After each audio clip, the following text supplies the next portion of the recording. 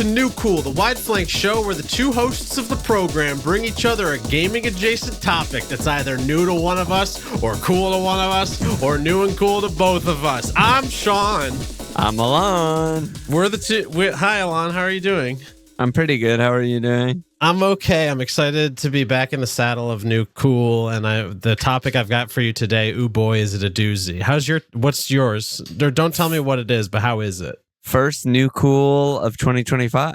That's pretty cool, too. My topic is, maybe it's a little dark, but I don't actually think it is. But maybe it comes from a dark personal place, I think. Oh. But I shine light on it, so it's not dark anymore. So mine's like pretty light, and then it kind of gets a little dark. It gets a little dark, when we get into it. But there's darkness in life, There's darkness in light. Also that. So yeah, this week I'm up first, okay? Are you ready? Okay, Sean, what's your topic? So, we all know Koji Kondo, right? The composer of The Legend of Zelda Majora's Mask.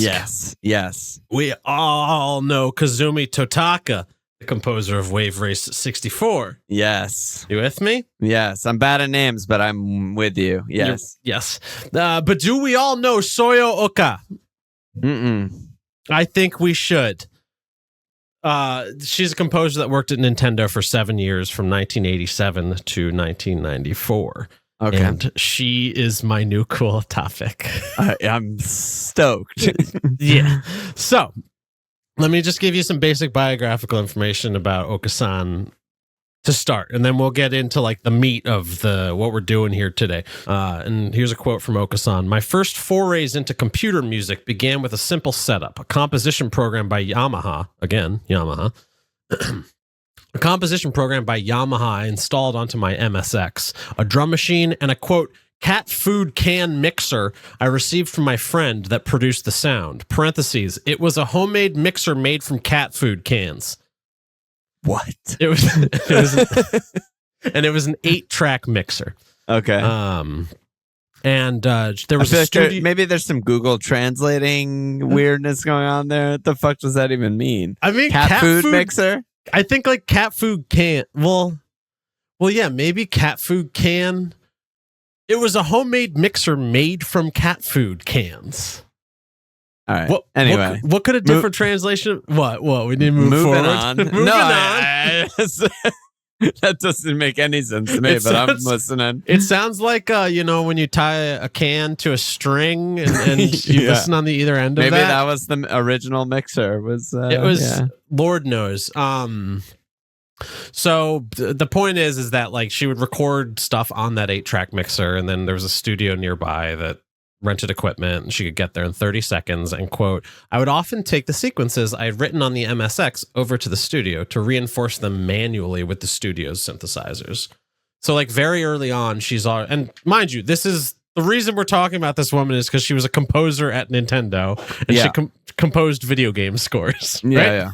Yeah. I'm with you. I'm listening. So, like, very early on, you're already seeing, like, her capacity for, like, transmuting, like, this is my written idea, this is what I have to do to, like, make it happen. It's like, the work is somewhere between the writing and the execution of the writing, kind of, right?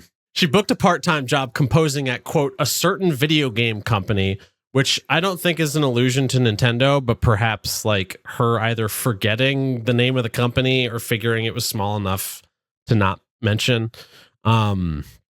And it wasn't Nintendo, because she booked a job with Nintendo by looking up their phone number in a directory and calling them. And they happened to be hiring a composer, so it worked out. Didn't get 100,000 LinkedIn applications per hour and not respond to any of them ever? Any of them? Yeah, it was a different time. Oh, okay. A humble flute playing cat food can. So her earliest scores at Nintendo were Famicom and NES games, versus Excite Bike in 1984, Ice Hockey in 1988. Okay. And she composed a song on Famicom Grand Prix 2 3D Hot Rally in 1988. Off mic, Alon and I were talking about my choice of beverages for the show, and the bubbles are coming up. My man Sean does not like a classic water. He's got a Diet Coke and a vanilla seltzer. Hals, like baby. that. It's a New York classic. Anyhow. We need to get sponsored by them before I show the label. Endorse. I'm gonna blur that. I'm gonna blur that out. Sure. All right. We're halfway through my segment, and I have not even gotten to the bulk of it. So let's keep things moving, huh? Keep it moving. I feel like I'm just reading at you. Is that okay? Very fun.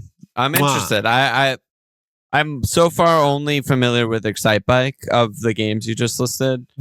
But I'm interested in. I've probably heard more of her music than I'm aware of. Is what I'm like anticipating you hitting me with.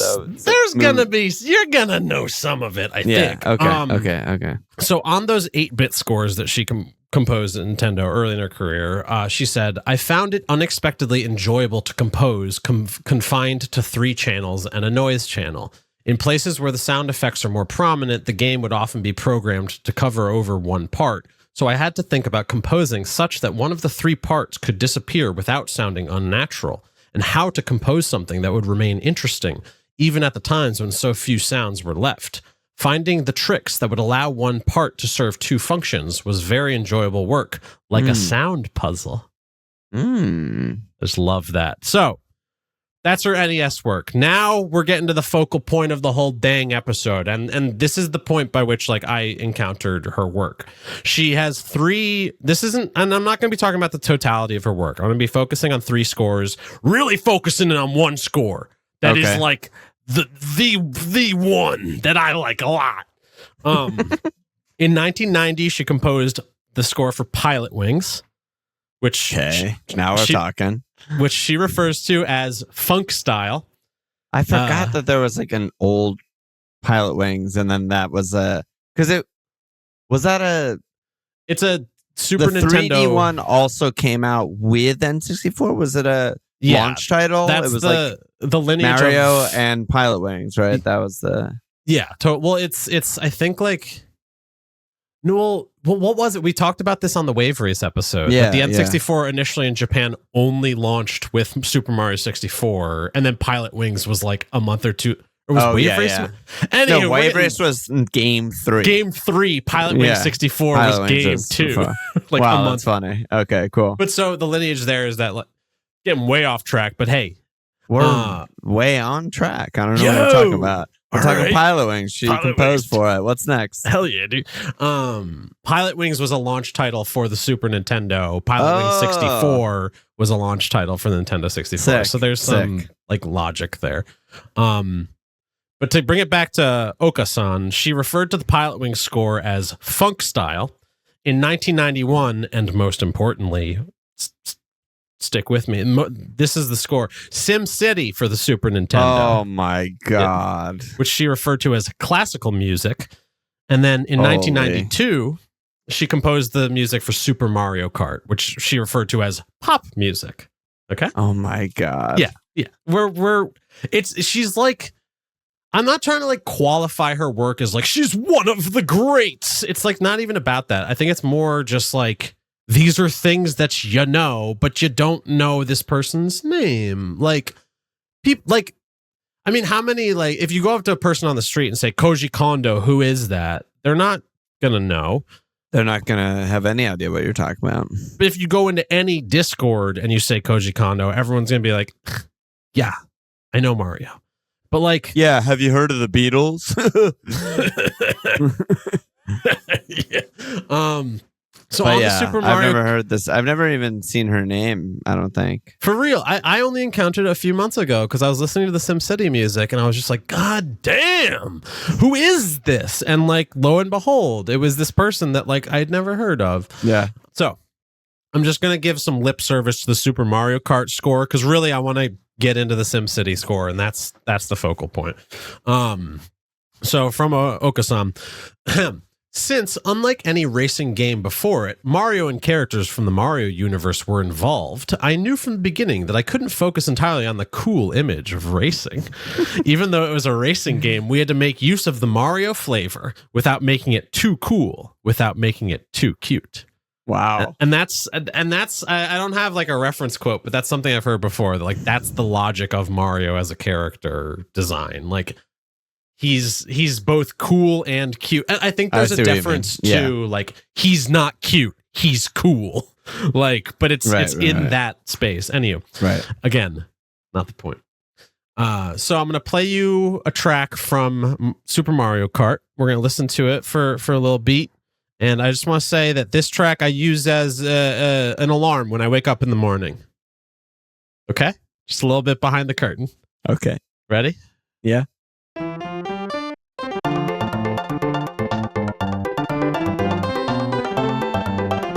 So this is Oka-san. This is a track called Koopa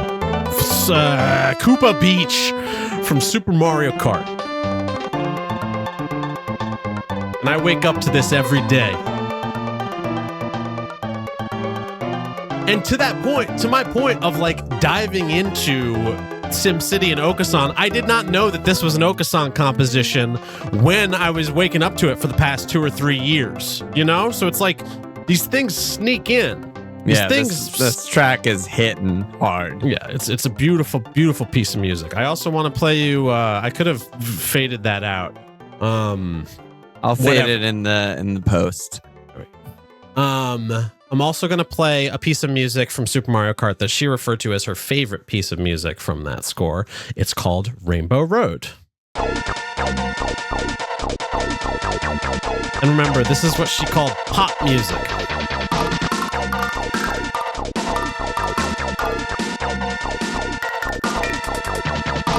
So, what do you think so far? What do you think of Oka-san's sensibilities so far? What vibe are you getting from this woman?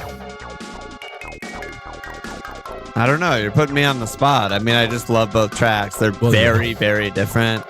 And this one, to me, the first thing I think of is like she's using that lead as like a singer. Like she's trying to make a pop song and using that lead. That's the totally vocals. Hell yeah. And that'll come to bear later because like a lot of what we're dealing with Oka-san as composer and the Super Nintendo as like a sound source is sample-based sound sources, which we're not going to dive into too much in this episode. But like the notion of voices on the Super Nintendo comes up later. Right. So on the Mario Kart score, Oka-san said, "The game itself was very interesting, so it never occurred to me at the time that there would be people who would single out the music and listen to it apart from the game." Laughs. "I would never receive any extreme reactions from the people around me like, 'This music is really great,' or 'It's pretty bad.'" So I thought like she wanted something of a reaction. Expecting Miyamoto to just come in the room and be like, "That's pretty bad." What is this? So I thought that perhaps the music was unassuming and unchallenging. And here's a fun anecdote about Super Mario Kart's sound production. Again, way off track, but like way on track. Super Mario Kart was my third game for the system, so I was pretty much accustomed to the work of sampling instruments by then. But although the engine sounds were collected from carts on an actual circuit, that job was left to Bondo-san and the other staff.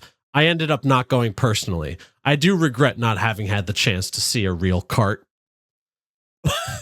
Many years later, Oka-san reflects on Super Mario Kart. "I received many messages and letters from fans I'd never met from Japan and elsewhere. There was an especially high number of people who would send their own music, saying, 'I've been inspired so much by the music you wrote, and at first I found it unbelievable.' I would like to take this chance to thank everyone for allowing me to draw upon that strength today. At the time, I would go back and forth between work and home, working silently, and I didn't feel any connection between that and the way players felt." Like, yeah. Sick. So her working process was highly collaborative at Nintendo. She wrote the music and sound programming was handled by Koji Kondo on Pilot Wings and Taro Bando on Super Mario Kart. I was wondering about the programming and stuff because I think back then, right, it was all trackers. It basically looks like programming, right? I mean, we have friends that were writing 8-bit music, maybe some friends that still are, and a lot of that, that old kind of tech of like tracker style writing. That's what they were doing, right? That's my understanding. Is like it's a tracker based system, and like the thing that I tend to think about when I think about the Super Nintendo is like where the sound sources are, where do they come from, like how they're generated, because a lot of tracker music I think is like sound synthesis oriented stuff, like it's like sine waves and things like this, like manipulated. But yeah, like, and composing in a tracker is a very different skill set from writing melodies and things like this. So I want to return where we're like 18 minutes into my segment. How you doing? Keep it rolling. Keep it rolling. Okay. So I'm going to refocus. Pilot Wings, Super Mario Kart, most importantly, SimCity. SimCity, baby. I'm just waiting for the music. I can't wait for more music. Yeah, we're gonna try to understand where. Yeah, beautiful. There's plenty of music. We're gonna be going through it together. You, me, and the wide flank world.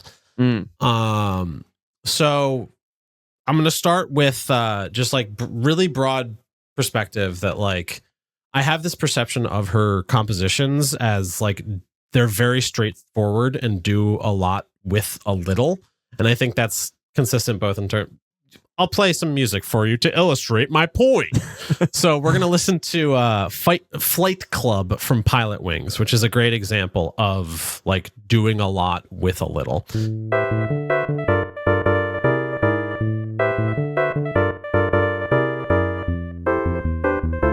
So this is it. This is it. This is the whole thing. It's basically a chord progression and a bass line. But there's like such a strong implied melody to it. Like it's also interesting, just this moment of time where video games, brand new booming industry. Not that video games didn't exist before Atari and all that stuff and computer, but they're really booming now, right? Like Super Nintendo, some music is playing, but they're booming right now, and it's a different skill and a different style. Sorry, a different like objective with the music that she's writing. Despite saying like this is pop style and this is funk style, because people are so hyper engaged with the game that she's sort of. This is like a negative term, but she's sort of making background music. Yeah, no, but she's like making music to like chill with while you're engaging with the most important part of the thing, which is the game. She speaks to that point like over and over again. It's like truly like the quote I was reading earlier that like she references herself like, I was shocked that people cared about the music. That's what I mean. Like, it's like that's not the point.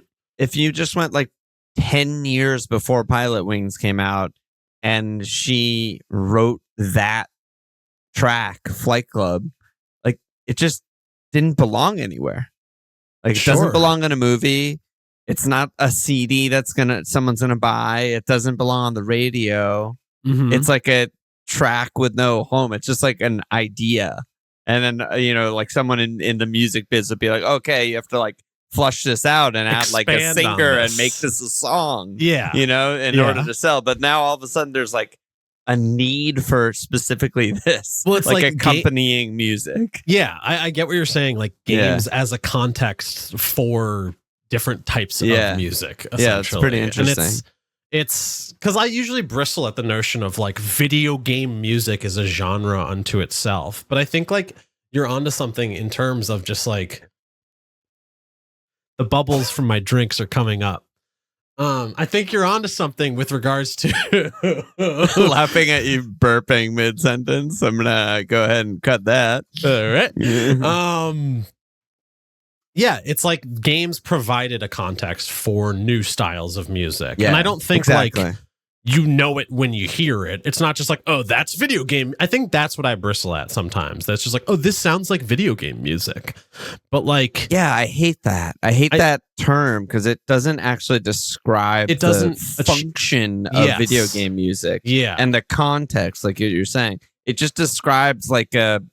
sound sources maybe, or like... Sort of, but I feel like it has a stylistic thing that it it's usually like kind of like hyper and like almost like mathy 8-bit or something. It's Sure. Like really busy and like, oh my God, video game music. Programmed music. Yeah. Right. But like we just heard a couple great tracks and none of them are like that at all. Yeah. Right? And that is literally video game music. Yeah. It's a part in a game.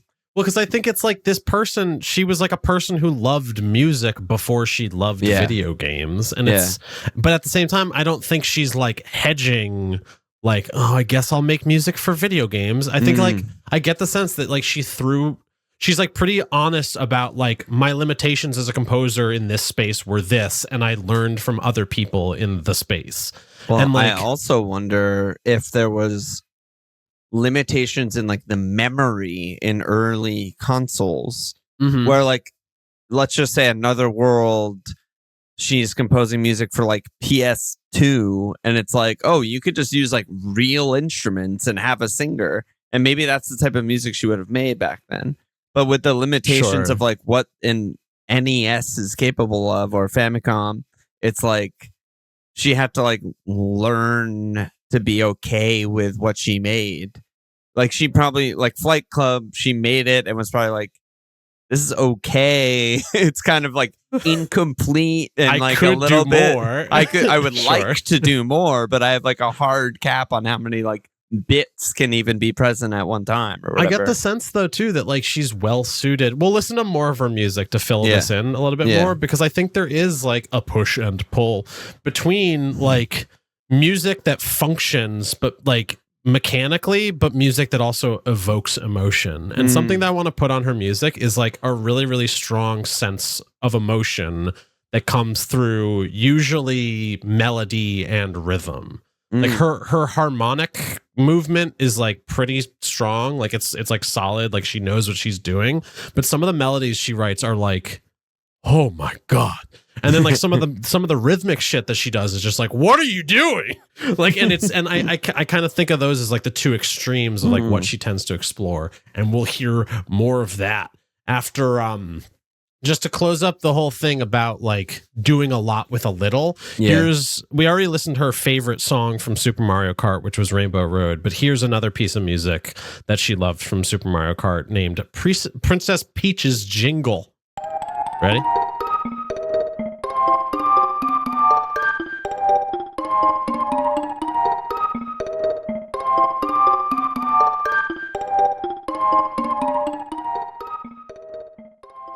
That's it.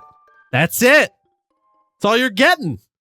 That's all you need. God, yeah. She's just making these loops that are just hitting. Yeah. I feel like we could talk about the notion of looping music for another 20 minutes. And we probably will at some point in the future. But moving on. So yes, her work features really clear melodies, really clear rhythms. Super emotional melodies, frantic rhythmic ideas, moments of drama like between those two things. And I want to like qualify the work for Pilot Wings and Super Mario Kart that we've heard already.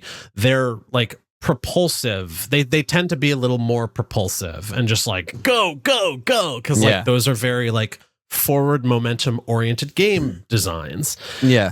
Now we come SimCity. SimCity, baby.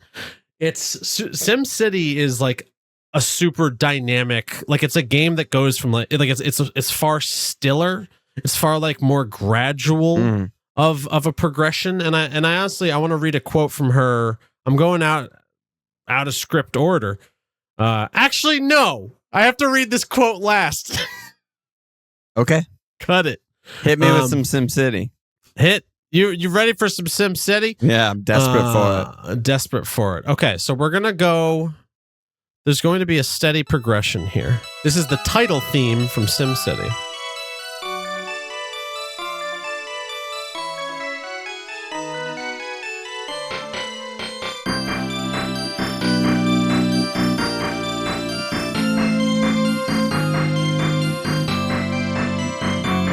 It's gonna make me cry. Shit's...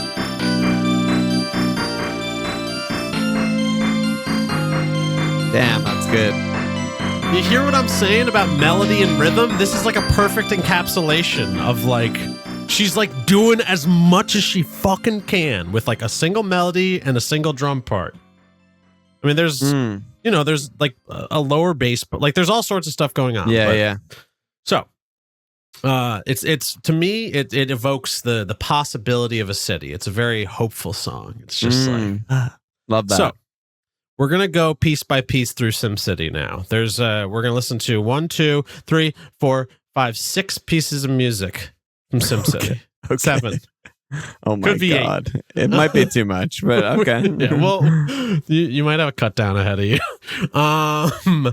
So that's the title of the thing. Do we know the game design of SimCity? Tell the listener about the game design of SimCity. I only really played a lot of SimCity 2000.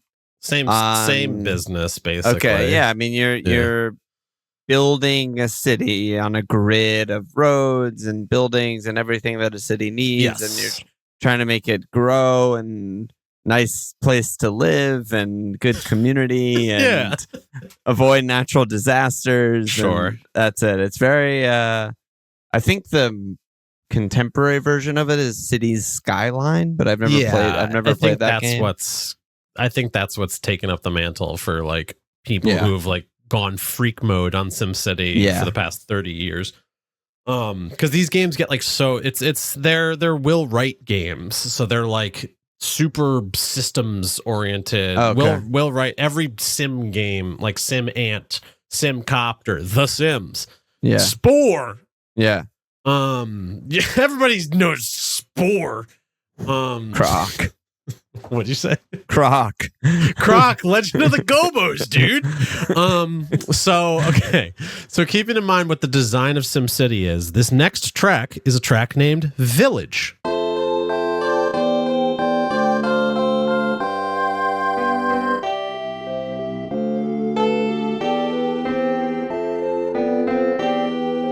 How does this make you feel, Alon? This really feels like I'm playing an old Nintendo or Super Nintendo game. Well, sure. It feels like I'm in a shop in an RPG or something like that. And it's supposed to be really friendly and nice to be there. And I'm in the village. I am in the village. I was about to say, if it's a shop in an RPG, it's a village in a fantasy realm. I'm in the village. Yeah, totally. It's, to my ear, it's like, it's pretty like, it's hopeful, but like pretty just like small scale. It feels small, right? Yeah. So, next track, Town. Stop screaming at me. Sorry, I'll stop screaming. Here's Town.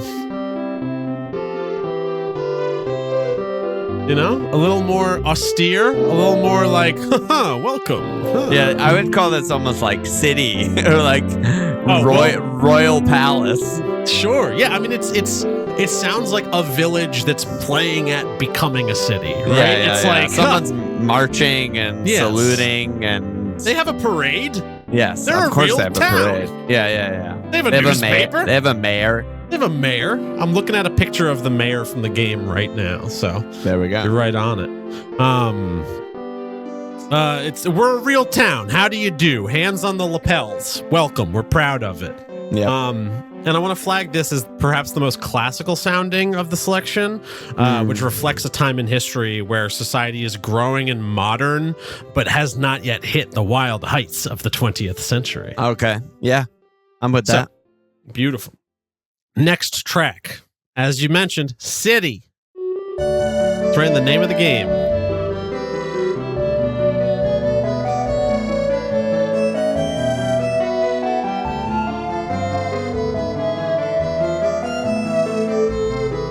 So when I hear this, I'm like, some of this is a little bit strange. It's like, kind of like spooky. It's more adventurous than City to me. It's more adventurous, like moving through time and space, kind of. Yeah, like I'm out in the unknown. Yeah, I think that might be the intention of the music. Is like it's like village and town are both very like clear in what they are, and it's like, hey, we're just doing this thing. But the city is like, what the fuck is gonna happen here? Yeah, totally. Whoa, do we need to slow down or what?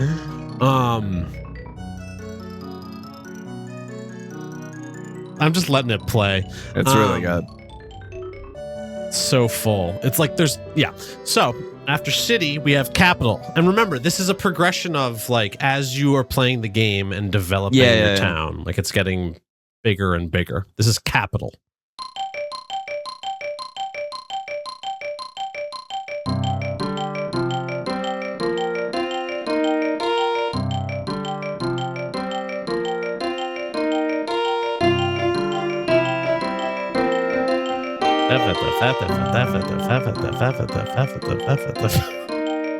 Alon's dancing for the audio listener. He's smiling. He's hitting his hands like a drum. It's fucking jazzy. Whoa. Do you hear that melody again? Ooh. And that same melody comes up in every song because it's like, we're all coming from that same village. It's the theme, yeah. Yeah. The motifs. Do you want me to run my mouth about it a little bit? Sure. It feels as if we're on the edge of something. Like deals are being made. Governments are being formalized. Okay. There's a tinge of emotion at this point in the music in particular because we're thinking back to the village. Yeah. It's like, okay. We have a capital now. We've elected more than a mayor. Like we're doing a lot. It's a little more confident than the city song is, but still like that sort of like, oh, okay, we're getting pretty big here. What's happening? Hey, trepidation. Hey. Uh-oh. Trepidation. Yes, exactly.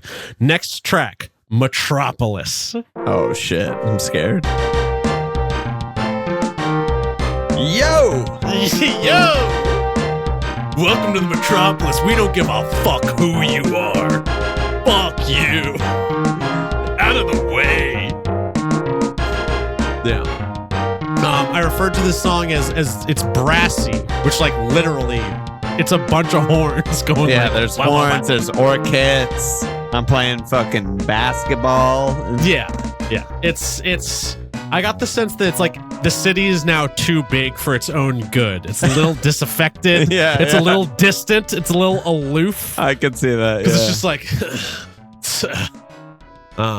we could let this literally this episode could have been just playing the entire SimCity soundtrack, but I had to figure out something, you know? That's great. So now this is the final piece of music in the progression of building your city. It's called Megalopolis. You ready? Oh my God. Megalopolis. Maybe you've heard of it, Francis Ford Coppola. Maybe you've heard of it. Megalopolis. That's my joke.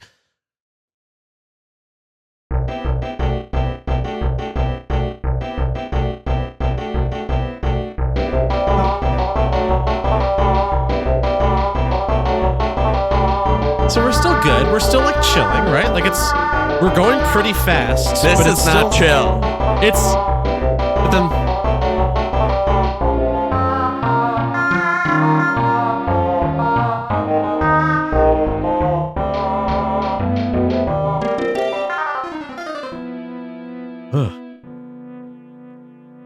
but it doesn't give a shit. It doesn't give a shit if you're sad. The city is moving more too fast for a villager. Yeah, a villager would fall over and be afraid. Fall off their horse. A puddle would splash them from a can. Yeah. And the sense I get from this music is like it's too much, and it's like a machine just rolling along that doesn't care about the people. And this is the final culmination. So earlier in the episode, when I was like, "There's some darkness," like this is sort of what I was alluding to. That it's like this isn't just like, "Wow, cities are great." It's like, no, what are we doing with our cities? Huh? Yeah. Like, so that's the full arc of the SimCity soundtrack, and I'm gonna play a piece of music called "Good Night, See You Soon" from SimCity while I read what she thinks about the SimCity score. Okay, hit me. All right, 1 second, and I'll hit you. So this is "Good Night, See You Soon."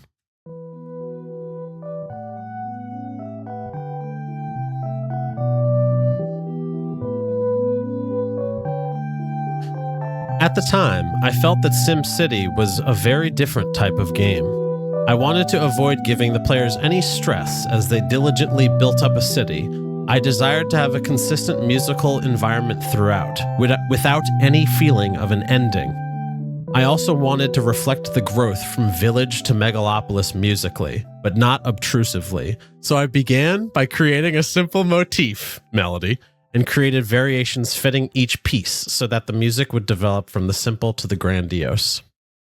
That's Soyo Oka's SimCity score. So I wanted to focus on her, but really I wanted to talk about the SimCity music. It's fucking sick, dude. Thanks for coming on this musical journey with me, Alon. Thanks for having me. You're welcome. That was sick. Yeah?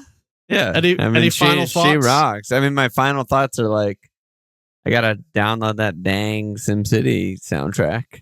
That shit is good. I'm also curious what it was like, because at my friend Hero's house, childhood friend, we would just grind SimCity 2000. It was just the game we played on his like family computer. But I don't think I've ever played the original SimCity. Like the Super Nintendo. Nintendo 19 whatever you said, 1990 or 91. Yeah, it's around then. 1991. Yeah. Nice. So that's once again Soyo Oka. Remember her name. She's still out there composing to this very day. She put out an album a few years ago of 8-bit inspired music. You can find it. We'll also link to that. Alon, very sick. What's your topic for this week? Is it going to be 40 minutes long? Definitely not. Okay. And I'm doing tongues again. No, I'm not. I'm just kidding. Okay. Okay. I was like, I believed you for a split second. Like, oh my God, he's done it. My hypothesis for my topic was sort of something that my topic is something that I think everyone sort of knows intuitively, but maybe doesn't put into practice enough, which is that basically hanging out online / like gaming with friends or chatting on Discord can't replace hanging out in person. Aww. And the evidence is overwhelming. And like there's just like I started and it was just like there's too much evidence. Like I can't even form this into a podcast. There's a billion studies have been done about, depression and anxiety and health benefits and all this shit of like having face-to-face contact. And also it's like very much on the decline for all different types of people, specifically single men who are like our age. So, probably some people who listen to the podcast. Well, sure. Hey. But the point is out there. Yeah, I know. Hey, what's up? I mean, the point is that it's like this problem, and I guess what I'm trying to get to here is that we don't know what we actually want. And I think a lot of the world is designed to make us think what we want or what we need is actually something that's bad for us, or not what we want or not what we need. Okay. And the examples are obvious. It's like social media or like junk food or hamburger or being alone, right? Like all these things. It's like, I always tell Sharon, I'm always like, my default, who's Sharon? My girlfriend. Aww. I always tell her like my default answer to everything that I'm invited to is no. Like I just don't. I don't want to go. But I'm not saying it's right or good. I'm just saying that's what your gut says. I come from. Yeah, you're like monkey. My mind. gut is just like, no, I don't want to do that. Pass. Yeah. Yeah. It's. But then like getting convinced to do it is pretty much always a good thing. And I need that. And so what I meant by like we don't know what we actually want is I was texting with another friend of the pod today, and Sharon's out of town, and I was like, do you ever just turn into a fucking demon slug when your partner is out of town or something? And now we're getting into it. Yeah, we were joking about that because like Sharon's out of town. I'm fucking staying up till 6 a.m. I'm like wasting my time. Does Sharon listen to this? Does Sharon listen to this podcast? Probably not. Is she gonna hear this? And I just turn into a fucking demon, and it's because again, like you said, like my monkey brain, it's like my gut is like, this is what I want to do, so I'm going to do it. But that doesn't mean it's good for me or like what I would benefit from doing. I think, like I said, we're always being steered in the wrong direction, sort of by like, marketing and social media and all this shit. Yeah. So any questions about that? I don't know. mine's gonna be fucking 5 minutes long. 4 minutes long. Yeah. It's just like kind of a bummer. Yeah. No, I don't think it's a bump. Like, I think, man, I don't know where to begin because like so much of what you're talking about, it's like, brother, living the life of a gamer. Us gamers know it more than most, but it's like, because truly, when you were first talking about it, I was like, oh, is this a thing that is clearly this is a universal thing? Like, clearly, I think it's a universal very thing. much a universal thing, but gamers are more than other people because and when you start to say like single white men of our age, it's like it sounds like a demographic, like, as much as like games are for everybody, when we think about like the modern video game industry starting in 1980 or whatever, it's like we're still learning how to move away from like games are for big boys who want to kill but aren't allowed to in this modern world. Like, and I don't even want to pull that thread much further because it's like we are moving past that as like creators and players both. At the same time, I saw a Blue Sky thread today where somebody was just like, games used to be for kids, now they're not. It was just like, what is Relax. That's a whole other. They were like, they were really upset about Roblox, but the point is that like, I think video, and this isn't supposed to be a cautionary like be careful with your video games. I think it's like be careful with your mind, and like try to prioritize like. I don't know. It's not question what you're. I think there is a thing about video games, which is like they can be. Do you know what a Skinner box is? No.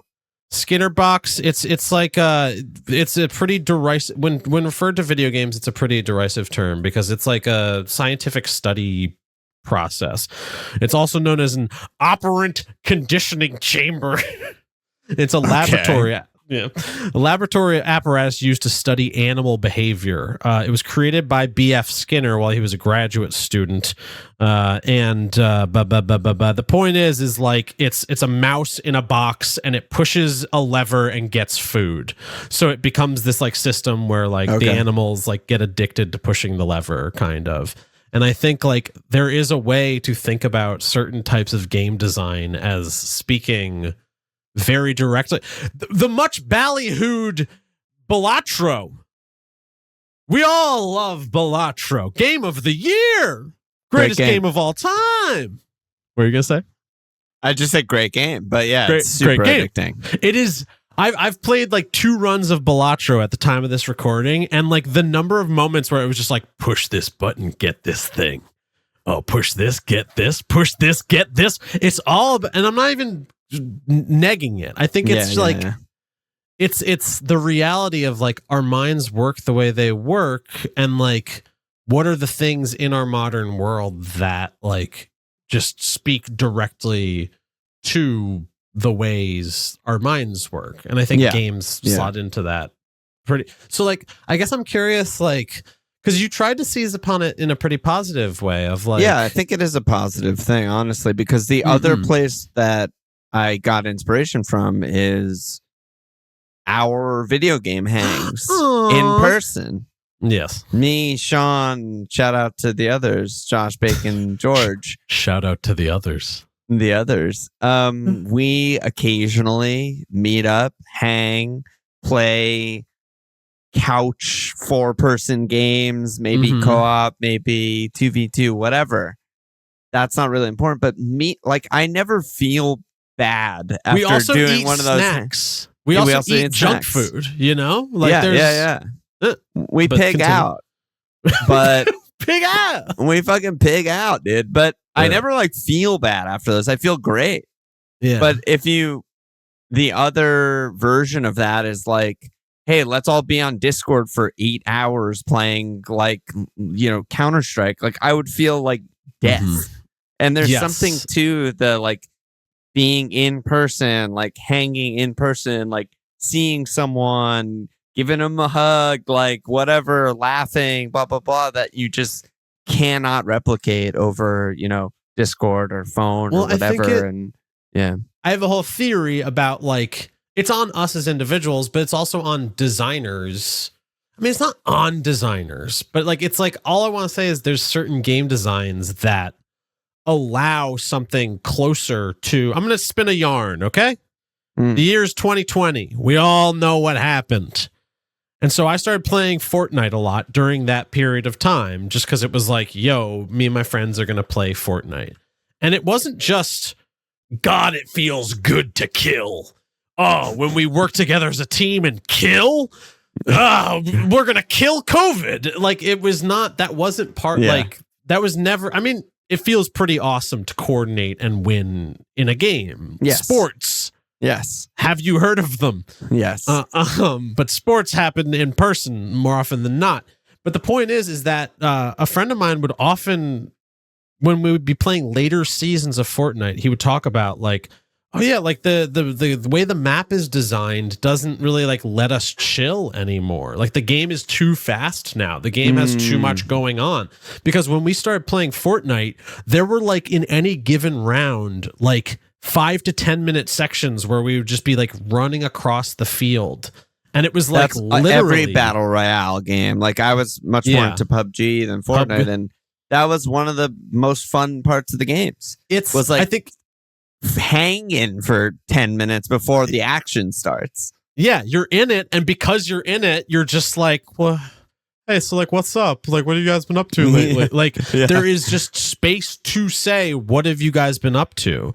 Yeah. Whereas when you play like more action heavy games, it's just like, it's sometimes, and I've felt that darkness, that dark urge of like, you know what? I'd rather just focus on this game with this person than like ask them questions about their life. Yeah. And like, it's not like that's a bad thing exactly, but I think like it's no replacement for like the harder to pin down like intimacy of just like having a conversation or hugging or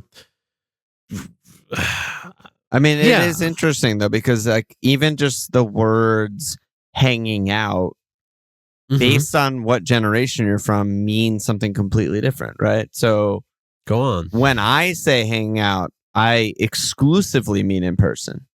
Like I would never be like, I hung out with Andy last night because we played Rocket League. I'd be like, I played Rocket League with Andy. That's what I did. But like for younger people, specifically like teens and all these like data and all these articles I found, and I'll link to all of them. Like 58% of the time they spend with their closest friend is online, like social media or gaming. And they're like, yeah, I hang out with my friend when we're Snapchatting each other, hanging out with them. And I'm 34 years old. Do you want to say how old you are? Yeah, I'm 37. 37. So like similar.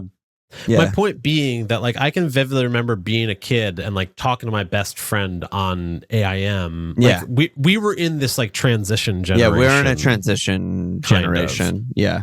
You get to college and it's just it's different. Well, like what?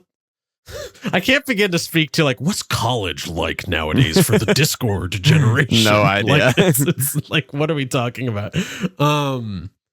But no, you have some data that's like literally, because that 68%, like it kind of reminds me of being a kid, but also it seems higher. Like I don't want this to be just like way higher. I mean, all of the numbers of like seeing people in person, the frequency of like seeing close friends and meeting face to face, and all those are like never been lower in the history of the US. Like everything is on a steep decline.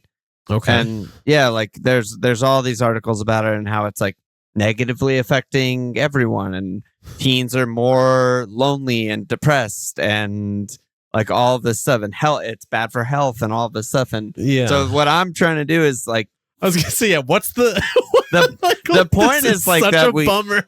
The point is that, no, it's not a bummer because it's like there's an opportunity for you to change it by like connecting more, like hanging out with friends more, reaching out more to people. Yeah. You just need to be aware of this thing that like I was saying, my gut, factory design, how I was factory designed is to say no to everything. No to everything. Like that's like my immediate reaction is no, I don't want to hang. No, I don't want to go to the movie. No, I don't want to do this. I'm busy, busy. Sorry, I didn't mean to go talk over you.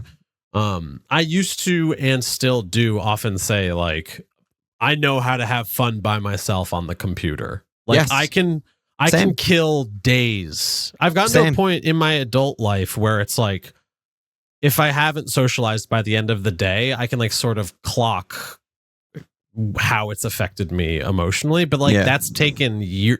This isn't me tooting my horn. I think it's just speaking to the reality of what you're saying, that like you can't, you have to like, first you have to admit you have a problem. No, because, basically. I mean, that's sort of what I'm saying. And like, how do we like share that information with each other? Or like, how do we make it? Because like a kid does not have the perspective to like be like, this feels weird, like, because it's like all they know, maybe. And I also don't want to be like, listen, young people, get off the damn video games. Like, but I think it's because it's not just about young people. It's about like being a person in this megalopolis where like there are all these like simple, quick ways to like appeal to your base impulses. That's the thing, right? And so also going back to like us and our generation and like video games, like it was a big change in our lives when Xbox was the first that had like live online Xbox play Halo online. Chapter 3 of the depression.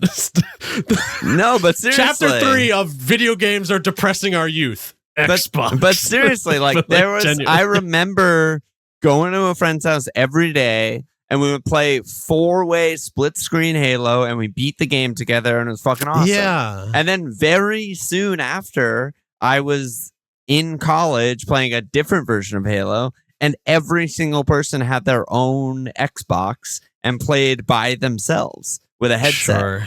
Yeah. And like that is a huge change to how we play, right? So I was just saying before, when we play games in person together, it's so much better feeling. It's so much more fun. I feel better. Everyone's happier. Everyone's laughing more. But like the way that things are designed now is like, everyone has a gaming PC and Steam, and everyone has their own Switch, and everyone has their own console. And like, that's how you play games now. Like they don't even make an option. It's not like I can be like, come over, we'll play PUBG split screen. Like it's literally not even possible. Sure. You have to have your own computer to play with me.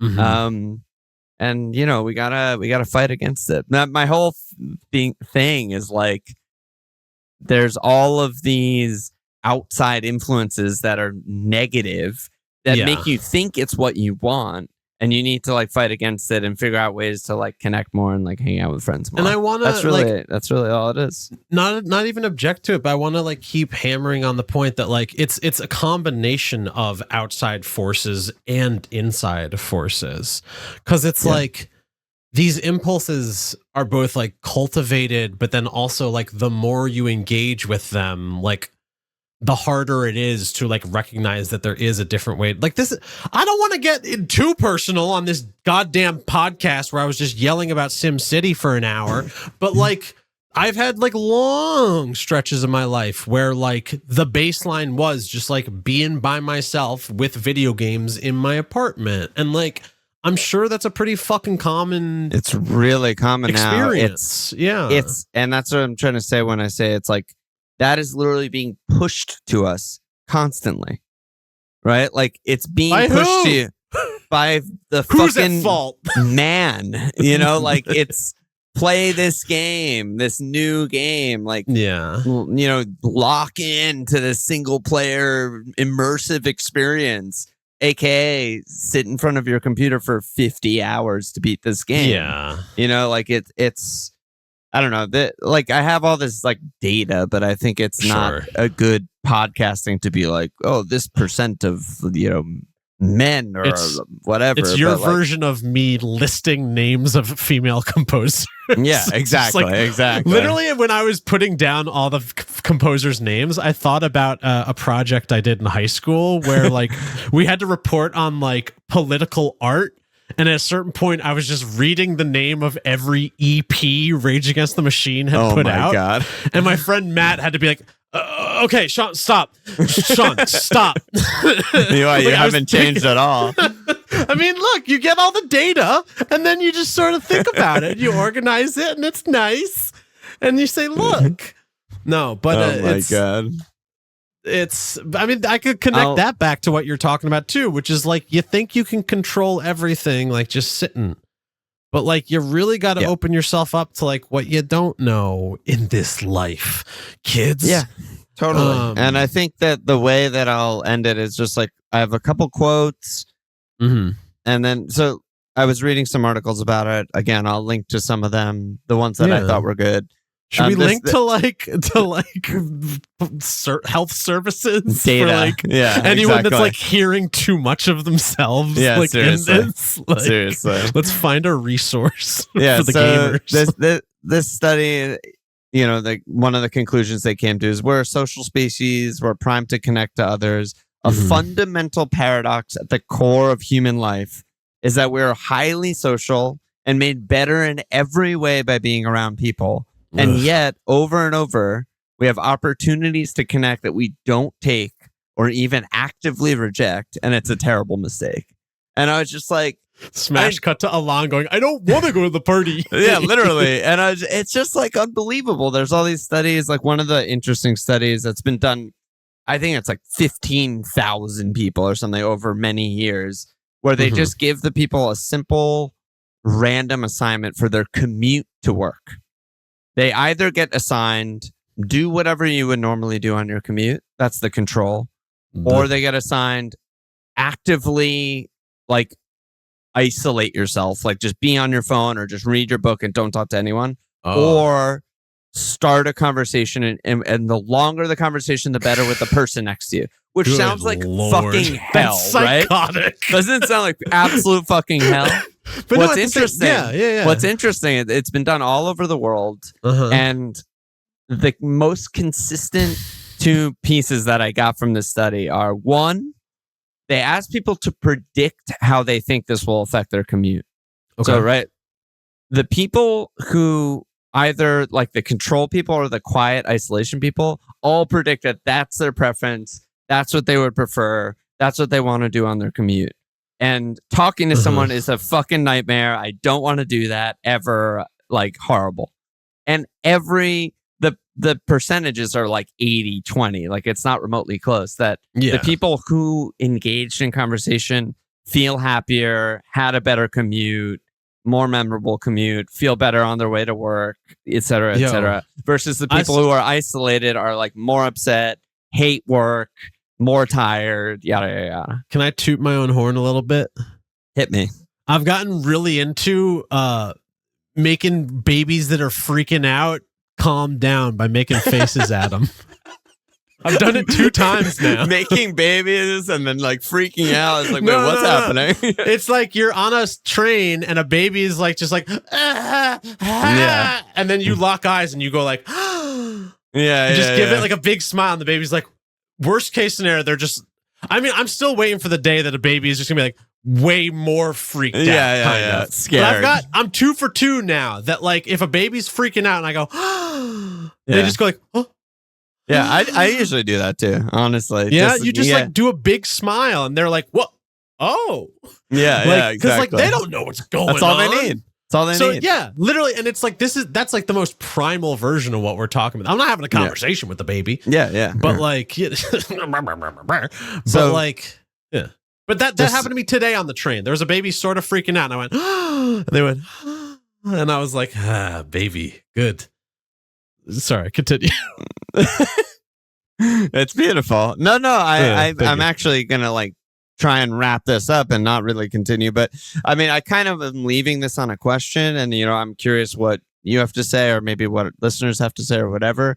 Because the part of the research that I didn't do is like, okay, but like, how do we connect more? Yeah. Aside from just like texting friends or, whatever. And like, which is a thing, like try and get a coffee with a friend or try and like whatever with a friend. Commit to a plan. Yeah, like person. We should do that. But like, what about people who don't live near friends or like, or people that have a fucking like some sort of like physical disability, yes, or they have a child and they can't leave their house, or there's all these other things. So how do they connect? I don't know. There are people for whom like digital connection is the most viable way to connect with other people, and like I don't want that to get. I wanted to say it a few times throughout the episode, but like I don't want that to get twisted. Yeah, totally. And that is a good point you make too, because that does like obviously slightly skew all of the numbers that I keep referring to. I mean, it's still overwhelming in one direction, but like the only people who would fill this type of thing out are people that are, physically able to see people and do stuff and are having some conflict about like, I don't want to go to the party physically, as opposed to like, I cannot. So that's a good, sub note by you. But like, just for any random person in wherever they live, a city or a town or whatever, I don't know what the answer is personally, because also this stuff, like I said earlier, it's like my brain is just like, no, don't do that. Recently. But like talking to people, like engaging with someone you're sitting next to, whatever. I think it's all on us as individuals. And that's the thing that sucks and is scary. I agree. And you don't want to do it. I heard something recently. So it sucks and it's scary. And I heard something recently that's like most people are like waiting to be invited to do something, but like everyone has it in them to be like the one to initiate, to like reach out and just like be like, hey, do you want to go do this thing? I'm curious about this. Do you want to? And like that also feels impossible because it's like, well, what do I want to do? Why would anyone want to come to a comedy show with me? And it's like, I don't know, man. Wayne Gretzky, you'll miss 100% of the shots you don't take. Well, that's the thing. Also, like your intuition is really spot on, because that commuter story that I was telling, the person who was running the experiment was basically saying like, why is it that we all predict that like solitude would be a better commute versus the other way around? And it's not that they think like engaging in conversation is worse. It is that fear of the other person doesn't want me to talk to them. I don't want to impose. Yeah, like I literally I'm a little freak. I don't want to make the person sitting next to me feel fucking weird. Like, I need to get away from this fucking guy who keeps talking to me. And that's really the reason that we don't do it. Would you call Leia a friend of the pod? Yeah, great friend of the pod. Leia, I had a conversation with a person named Leia once who at the time was taking street photography, and I said to her, how do you get the street photography? She said something to me that I'll never forget, and she was just like, oh, well, you just like talk to people with genuine curiosity. Like you just are honest with them about why you're curious about them, and then they'll talk to you. And it's like, it's maybe as simple as that. Like, because truly, it's very easy to get in your head and be like, "Oh, I want to socialize for all the worst reasons. Like, I want to kiss, I want to fight." Or no, you don't want to socialize when you want to fight. But it's so easy to build up a narrative inside your own head because like we have these powerful brains. I am not a doctor. But like, if you lead with genuine curiosity, and it's not even just like be courageous. It's like maybe like the fear is going to be there, period.